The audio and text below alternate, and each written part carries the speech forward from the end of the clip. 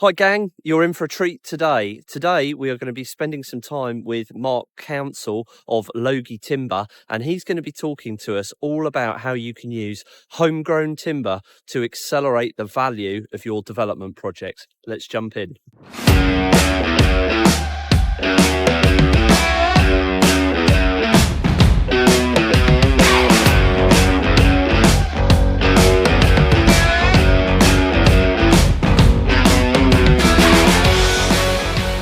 How we doing? You all right? Good to see you. You too. Let's have. This is all very impressive, isn't it? Yeah, it's coming on now. This is pretty cool. So what's going on here? I thought I was coming to look at a sawmill. Well, this is part of the sawmill. This is kind of the shop front of the sawmill. The sawmill is like the grubby, dirty bit in behind all of this. So we'll go up and see all of that in a second. So we set the shop up originally to sell all the timber.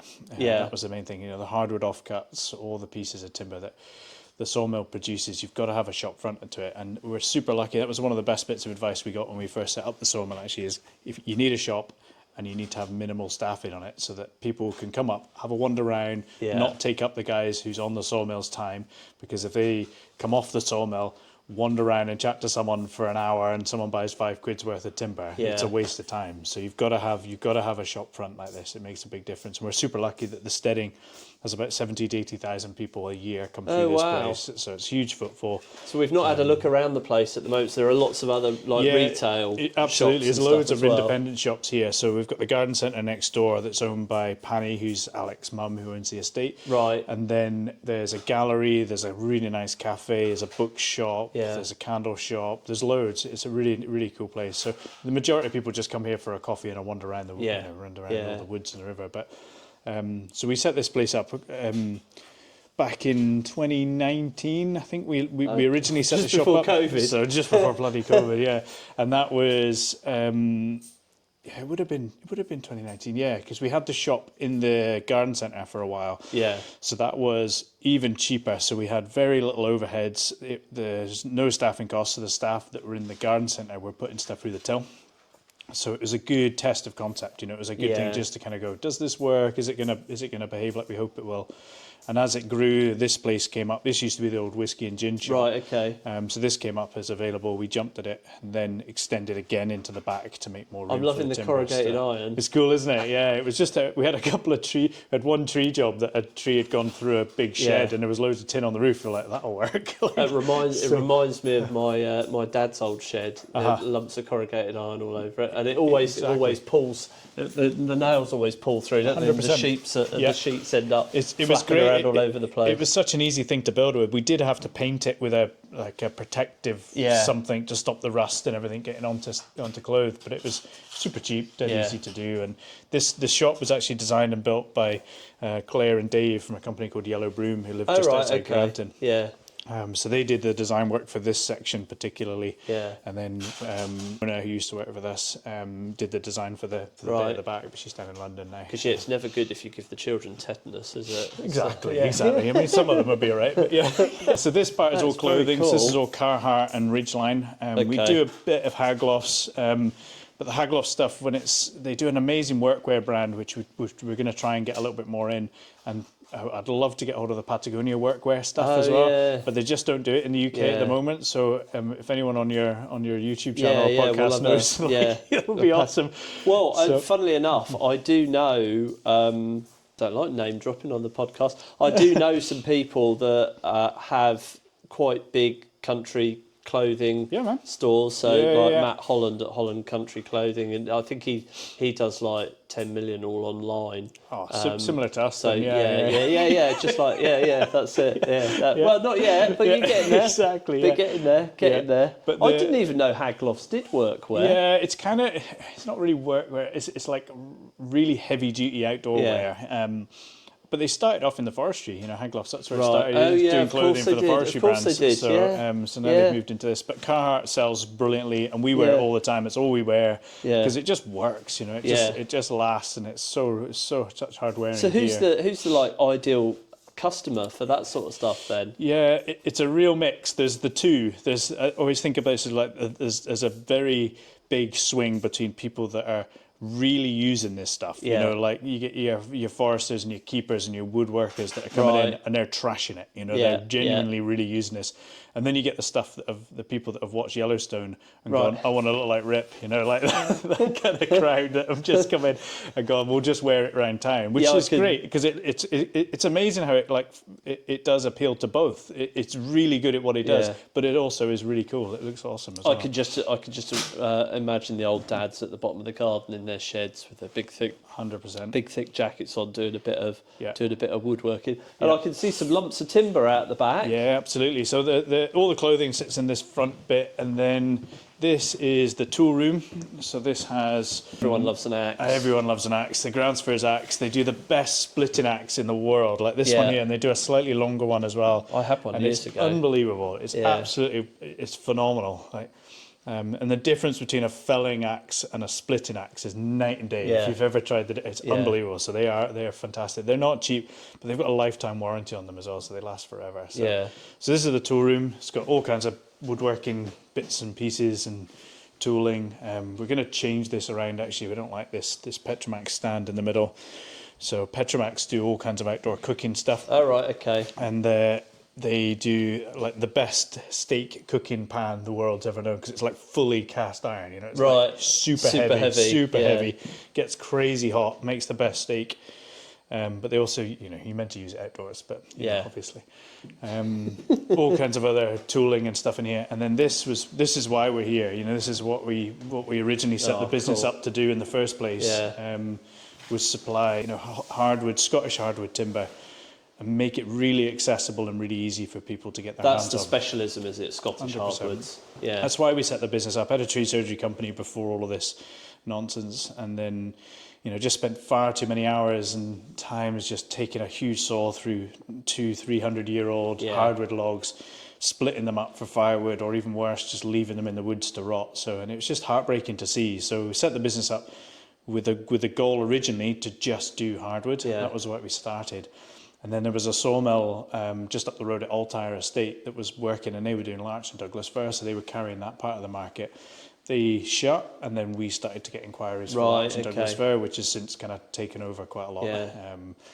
But yeah, this is the awesome bit. This is where the passion lies. This is where the fun stuff is. It's just great to make it accessible. You know, it feels like Scottish, or particularly hardwood timber, feels like a dark art. You know, you can imagine some guy down the bottom of, you know, like you mentioned, down in the bottom of his garden, just tinkering away with some mystical knowledge that only he has to do this. And I was like, we just need to get away from that. I always think of these places like, if my mum came in, would she get access to the piece of timber that she wanted, all the questions answered, all of the next steps answered, and go away with an amazing bespoke piece of wood? I can't remember, somebody we used to know, actually, Ray Holton. Oh yeah.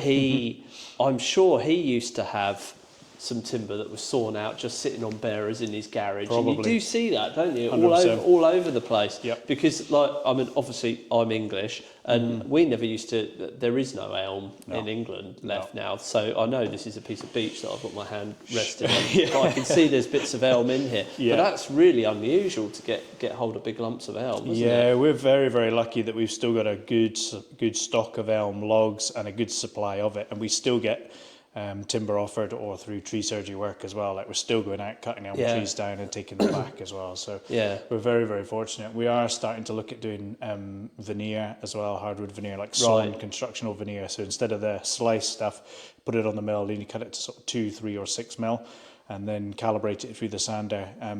Just because it'll make the elm go further. We've got a finite resource of this stuff left. If we're cutting it into 50 mil boards instead of a 2 mil board, you know, it's going to last. And I can see there's table legs, there's table boards, there's shelves, there's all sorts of stuff in here. So this is obviously all very much sort of aimed at the homeowner, the interior designer, and things like that as well. But I would imagine there must be uses for this within construction, within the actual buildings themselves. If you're putting on an extension or an orangery or something, that exposed timber, 100%. So people come to you and source that construction grade stuff. 100%. Yeah. So we try and keep this place as stocked up as we can. There's more to come down this week. It's looking a little bit sparse in places, so we try and keep this as stocked up as we can, because you get the best recovery from the boards that we have available. If it comes out of the kiln, the guys can then just make a decision about the best best use of that board, Right. instead of someone coming to you and going, I need exactly this shape, and then you have to cut it So out you're of a bigger kiln board. drying stuff So yourself. everything's kiln dried. So this will all be kiln dried. So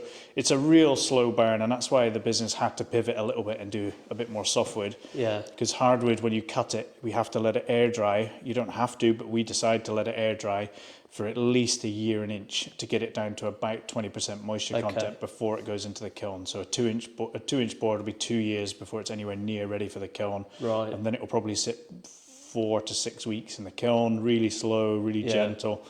Then it comes out and gets processed and then brought down here. So it's a lot of time. We'll stick some B-roll in, because all this stuff we're talking about will be complicated to most people, but we'll bring that to life with some B-roll. And I'm noticing the floor as well, that's got your handiwork written all over it. It has. So there's the two big parts of the business that we're really trying to push this year are the hardwood, the veneer as well, which is a new thing for us, and then internal flooring and lining boards. Right. You know, it's a big part. So this is some Douglas fir.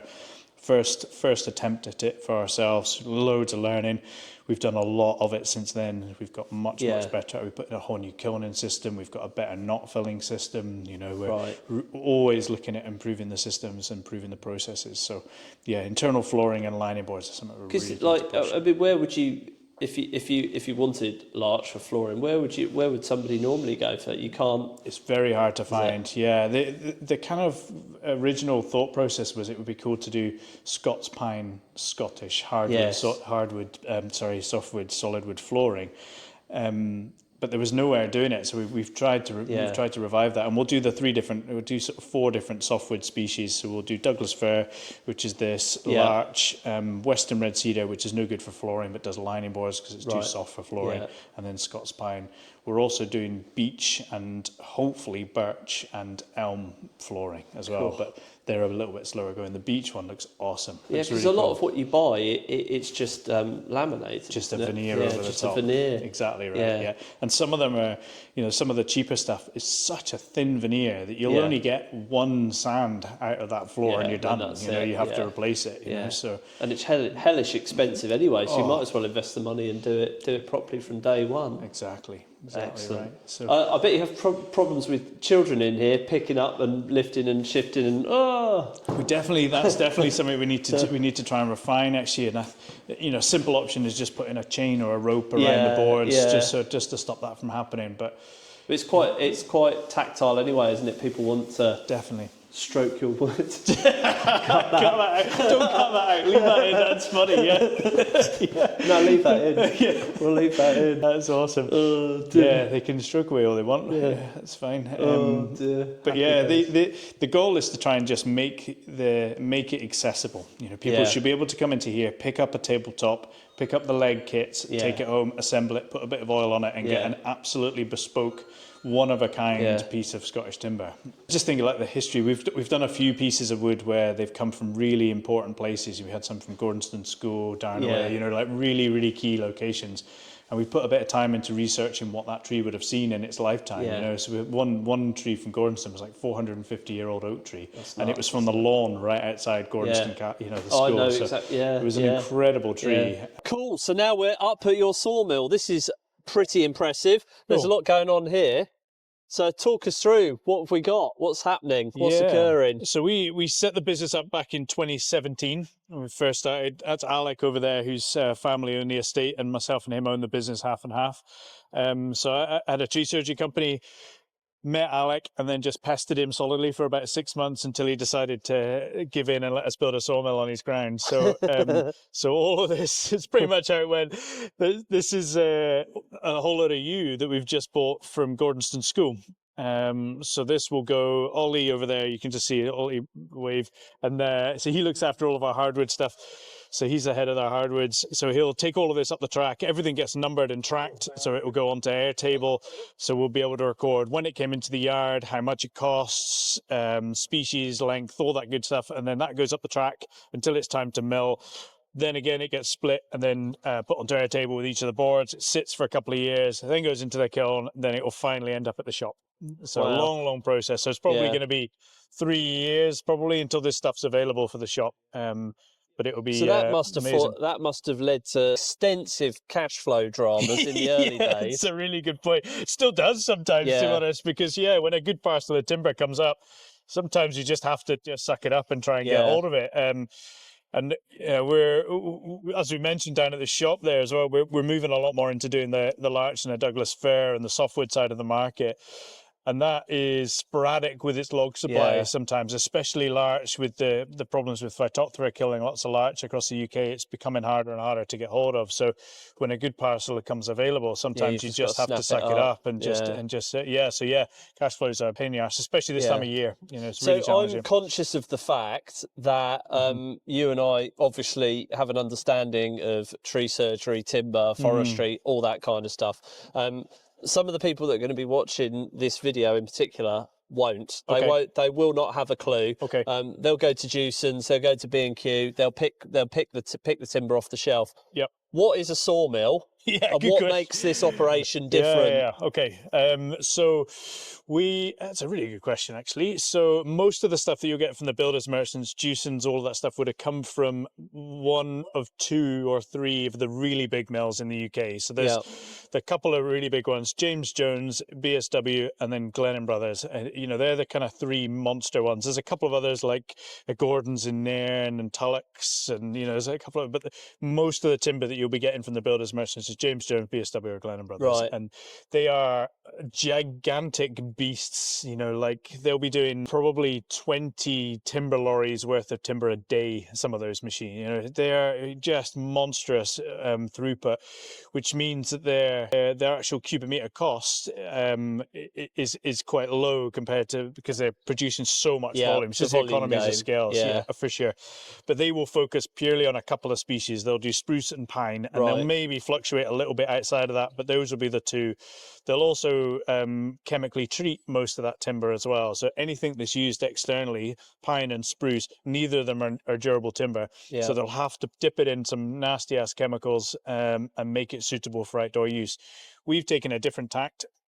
So we've kind of stayed a little bit more bespoke, a little bit smaller, actually a lot smaller in some respects. But we've purposely selected naturally durable timber that's only grown here, that grows well here in Scotland. So larch and Douglas fir, very durable timber that used outdoors for external cladding, and they don't need any chemical treatment. So a lot of the bigger sawmills, to keep up with the demand, will be importing timber products from all over the world. You see it at the docks in Inverness, and Fort William. There's timber coming across from Scandinavia, Canada, all kinds of places. So we just made the call that we will only ever use Scottish timber, and we will never chemically treat anything. Okay. That's the two big sort of differentiations. So if you're building, if you're sort of ideal customer, then if you're building a beautiful, bespoke, architect designed extension house, whatever, out on one of the islands up in the hills, and you want to clad it with larch or something like that, they're the people that come to you. Yeah. So all of the internal framing materials, so all of your wall studs, all of the kind of internal stuff, go to James Jones and BSW. That's what those guys do, and they do that fantastically well. So if you wanted just high volume and construction grade, stuff, that's perfect. If you want an exposed post and beam material, we can do that. Right. A lot of the bigger mills are very restricted with the sizes and the dimensions that they're able to cut, because it's such an incredibly complex machine. They'll have a set of parameters that's programmed into a computer, and they will go, these are only the sizes we can offer you. We have a range of standardized products, but we can cut whatever. So if someone wants a really bespoke structural timber frame kit for their house that's going to be out in beautiful Douglas fir, which we do a lot for Macca and other home builders, then that's absolutely what we can do. Okay, and the externals for sure. But if you're wanting framing material, that's not us, and it never will be. Because certainly a lot of our listeners and a lot of our viewers, they are architects, they are planning consultants, they are specifying exactly that kind of thing. So and awesome. We're starting to get a bit more customer-led inquiries of using homegrown timber now more than ever. When we first started, it felt like it was a real fight to kind of compete with the imported stuff, especially back then when we first started. Siberian larch was still available, and obviously now with the Russia-Ukraine thing, you can't really get hold of it. So that's helped us a little bit, but it's also, there's like a real shift in people's mindsets to say, the carbon implications of buying from overseas is an important part of their buying decision now. And we're getting a lot more people just going, I actually want to build and design this project in homegrown timber right from the beginning, instead of it getting all the way through to the end and going, oh, there's another option. You know? So that's what, and we'll keep banging that drum. I mean, that's what we're here to do. It's what it should be done. And how long has this been going? So 2017 we started and built this shed. So this, we'll go in and see it in a minute. We built this ourselves from timber from the estate. So every bit of this, we put our first sawmill in, the track met sawmill, which is pretty much in the same spot. Every other bit of machine's probably moved about 1 million times, but that one's pretty much stayed where it is right now. So we built the first concrete pad, put the sawmill in place, and then built the frame around it. The main structure of the frame is all Scots pine roundwood timber construction. So it's pretty cool. It's all oak pegged. So the main structure isn't held up with screws or bolts. It's all oak pegged and stuff. Wow. And then the framing around the outside is Douglas fir framing and larch clad. So that was the first bit. And we originally, I don't know if you can see the difference between the cladding profile. So this one's got a wider board and then a narrower board on top. So this was always enclosed. That side had open slats because we were going to use that for the hardwood drying. Right, okay. To let the air through. Yeah. And then as we grew, we decided actually we needed more machining space. So we took the wall down, closed over the gaps, and now we use both. We concreted both sides of it, which made a pretty cool skating ring for a bit. Actually, I bet. I bet. Do you want to go in and have a little moose about? Yeah, nosy about. So this bit out here is like the collection bay. So this is the last part of the process that we're seeing right now. So when all the timber is completed, it gets stacked into designated bays, recorded on Airtable, and then people can come and pick it up, or we deliver it from here. So go in and have a look. Well, this takes me back. I bet. It's exactly the sort of workshop that I used to work in. Nice. Yeah, when I first started out. Huge, big lumps, but we really struggled to get hold of oak. Really? So my dad used to, in the end, he had to source it from over Europe. Okay. And then when he couldn't get it from Europe anymore, he had to swap to OPP and stuff like that because there was you just couldn't get the timber. Yeah, I'm not surprised. I mean, Scottish oak, as you know yourself, is characterful at best. You know, it's a beautiful timber. It's an incredibly patentful timber, but it has if you're trying to build structures from it, it's tricky. Yeah, it's tricky because it doesn't grow super well up here. You know, it's better down in warmer climates. So this was the original building. You can see the old roundwood frame. That's the first bit of machinery that we bought. Everything else is moved and changed and swapped around about 1 million times. But this is a track met wideband mill. It'll cut 1.2 meters wide, 70 mil blade on it. And we've had that right from the very beginning, and it's done us so well. And the majority of smaller sawmills that set up go for wood miser. We decided against that just for the build quality and the price of this, and I've never gone back. Like, they're so good, such a good brand. I remember one of my jobs was cleaning out all the dust extraction with one of those long hoovers. It's horrible, eh? Yeah, that really is taking me back. Yeah, so the dust extraction we had bespoke fitted by a company called Induspen. And they are amazing. It was an expensive thing to do, but what a difference it makes. It's a war on dust, you know. We're trying to, you know, we do a lot with lean manufacturing and 3S, and that war on dust and sawdust and waste is it's never ending. You're forever trying to find ways of stopping to have to get the brush out at the end of the day. You know, if we can build it, then, you know, we'll find another way. Is that a planer? Sander, big wide belt sander. So it's a big double drum belt sander. So we put an 80 and a 120 grit in there, and that'll do 1350 wide. It's a monster big sander. Like, we're gonna have that's a big thickness there, massive big thickness there. Oh yeah. I'll do 800 wide as well. A big 3 spiral head thickness there with a little square insert knives in it. So that's an amazing bit of kit, and the quality of finish that comes out of that is just incredible. You barely need a sand after it, you know. Then we've got our really old Watkin PU saw for cutting straight edges on the boards. The little sliding table saw. Another four-sided planer, which we've had that for years. Yeah. Really it's pretty slow. The quality's okay, but it'll do really big sizes. It will go up to 360 mil wide, and I think it's like 200 and something mil deep. So it's a big chunky bit of wood you can put through there. Major deja vu. So our Lockgate workshop was in an old Olympic-sized swimming pool. Oh, no way. So it was That's pretty concrete, cool. concrete floors and all that sort of stuff Nice. as well. It was nuts. Oh man, it's a nice place. There's something about working in a timber frame building as Yeah. well. It's really nice. You know, you go to a lot of the sawmills, a lot of construction sites or fabrication facilities, and they're in cold steel buildings, and it's just not, I don't know. Yeah. This is what we're trying to promote. This is what we're trying to sell. So it makes perfect sense for us to really do this, you know, do it well. So on this side, we've got our the Vanny P1000, which is a big 6-head motor planer for doing tongue and groove, flooring, decking. And then this machine in the middle here, this white one, that's an end matcher. So that's for putting the tongue and groove on the end of the boards. And over the far side, that's a brushing machine for like texturing the board, so you can make it look that distressed kind of texture. Bloody labour intensive. It can be. Always trying to. And there's no gantries or anything, so everything doesn't really need it, you know, because we've actually got the steel to build 4 more metal trolleys for this process on this side. So we'll see it when we go over to the big mill. You'll see that everything over there is on wheels, and we're doing the same here, because you can guarantee it will be the pack at the back that you bloody need every time. Yeah. So having that ability just to roll everything out of the way and lift it out is key. So it's just removing the burden, you know, that's something we try and focus on, and that's what lean is all about. It's just removing the burden from the staff, removing that load. It's very cool. It's kind of what it's about, is it? You don't get, you don't really grow up. You just get bigger toys. Even the smell is like, it's nice. This is a big Vinig. Oh yeah, so you can see there's 6 heads on it. There's one in there, and the first 2 heads, the first bottom and the first top, are like spiral heads. So they're for like just taking the rough stuff off the timber.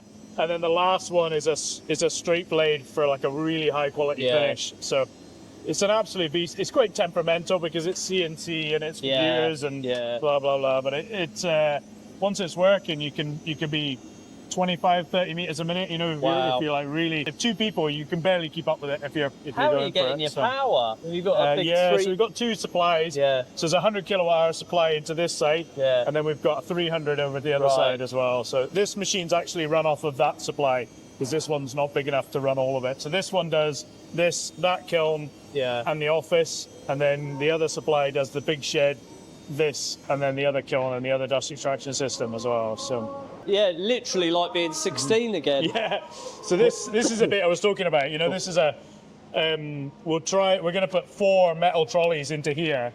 So that, you know, because it'll be that pack at the back you need. You know, so you can just roll them out of the way, lift them up, and move them in and out. And then we've got a knot filling station. So when we're doing flooring and lining boards, again, just to try and recover the timber, you can see, like, you know, the splits in the live knots. We just put a bit of hot glue that's specifically designed for knot filling. Makes it absolutely bomb-proof. We used to have like 25 litre drums full of stuff that used to come in. It's so good. It works so well, and it's totally harmless as well. It's a neat eco product, and it's a lovely thing to do, and it allows us to just recover so much more timber.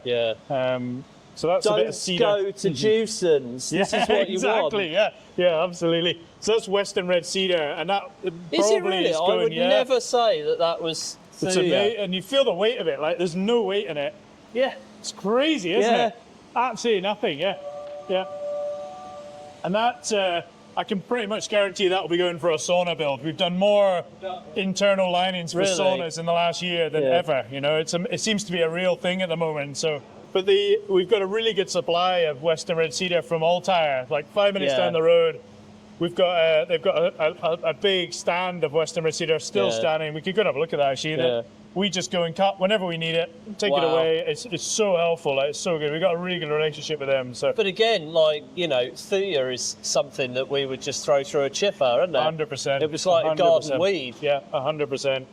But it's something, you know, that relationship of that connection back to being able to just go and cut a tree out of the forest, take it to here, cut it, dry it, turn it into something, and give it back is something we're really keen on doing. And especially with the hardwood side, being able to use the tree surgery team to go out, cut an amazing bit of timber down from an estate or a landowner, take it back here, cut it, dry it, and give it back to them as a finished made table. I hope. Do you take the time to sit and look and go, You know, look what we've done. What, have you ever done that? I mean, it's a lovely idea, but you can't help yourself, can you? You're like, oh, what's next? What's next? I know what you mean. I knew what you were doing, but I had no idea it was on this scale. Yeah, okay, cool. Now, you know. Good. Yeah, it's nuts. We're going to have a look at the other bit. Some more cedar as well. It's lovely. Yeah, really nice.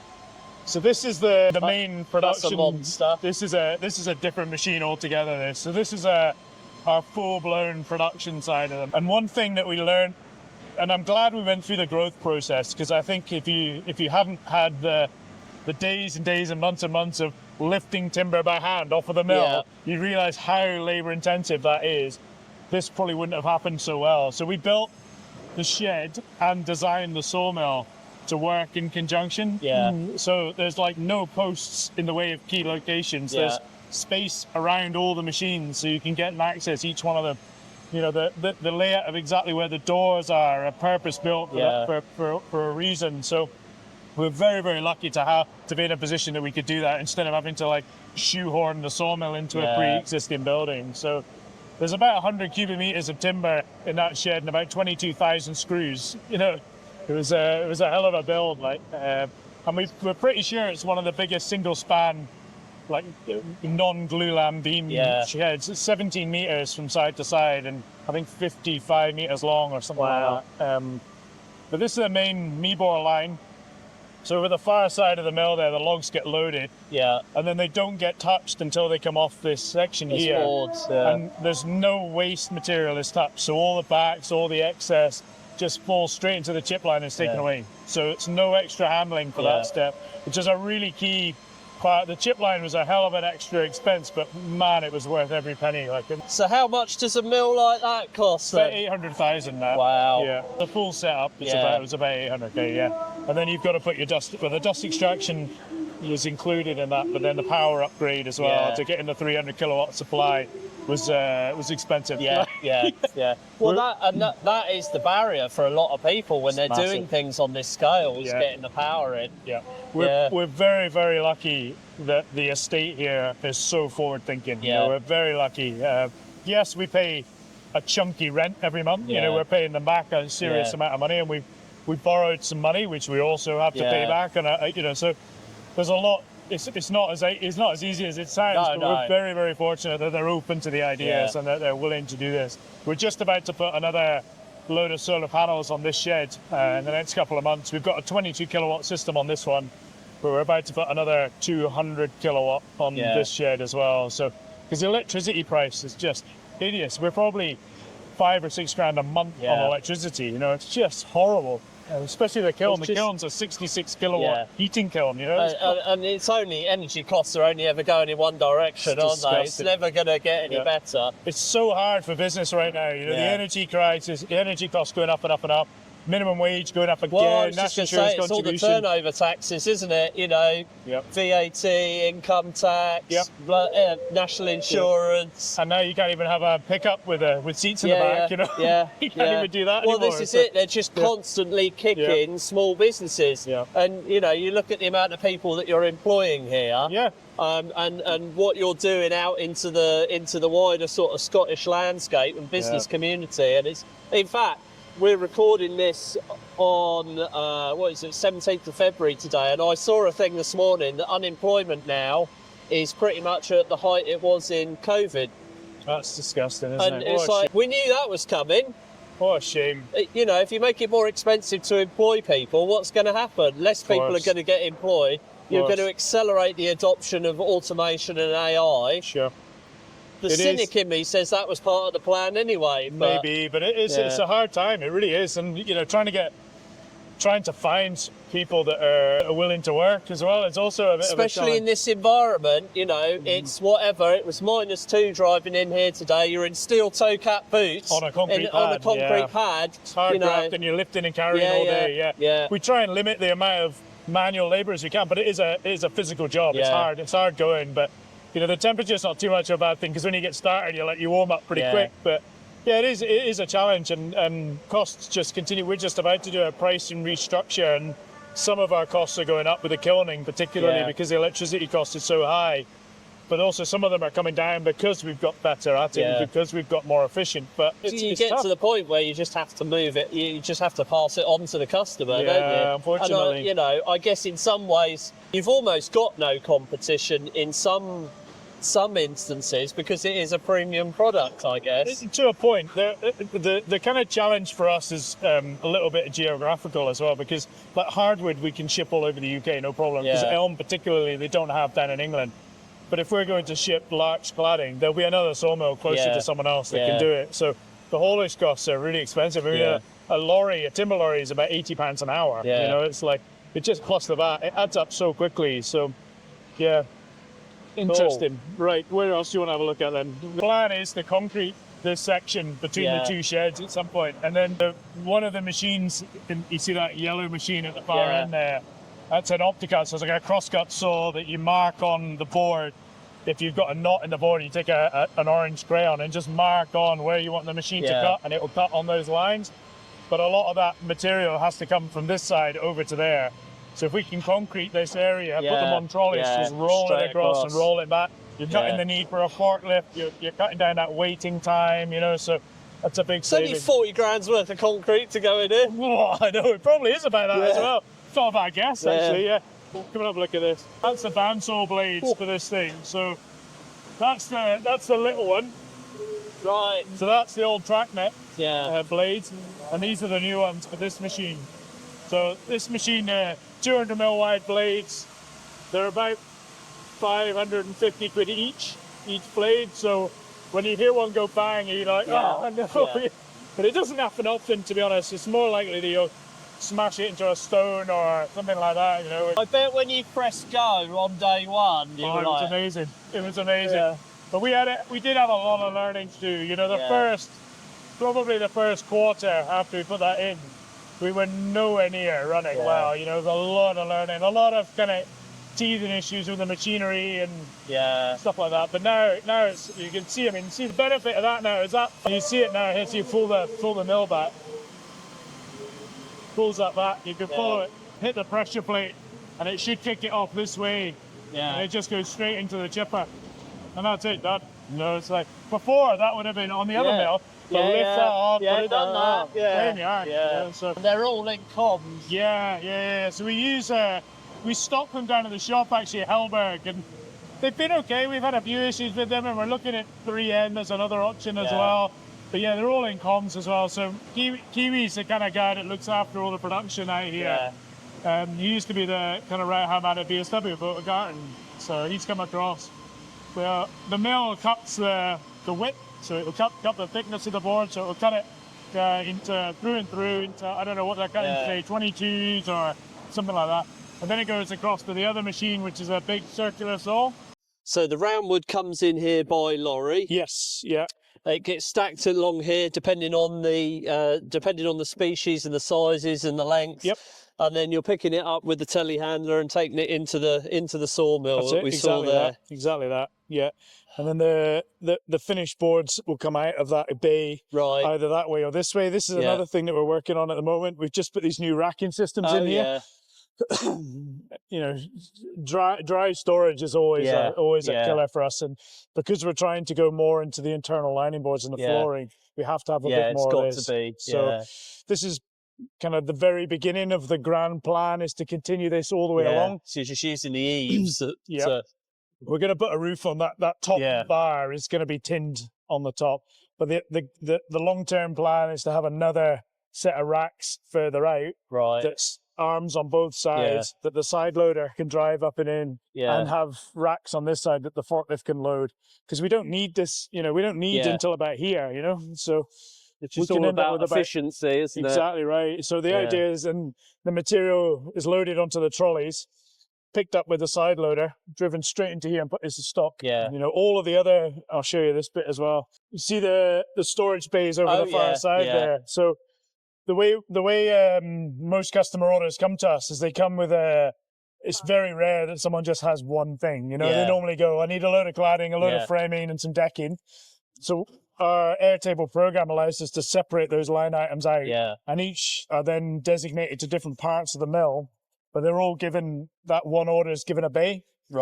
So any part, if any of Yeah. them are completed, it all goes Yeah, into that so you bay know when where it it's all complete. is. Yeah. It goes to the yard guy. He goes, right, perfect. I'll go pick it all up, take it round to strap and tag, which I'll show you in a minute. Yeah. Checks everything, straps it, tags it, puts it in the collection bay. So makes that process really, really Yeah. efficient.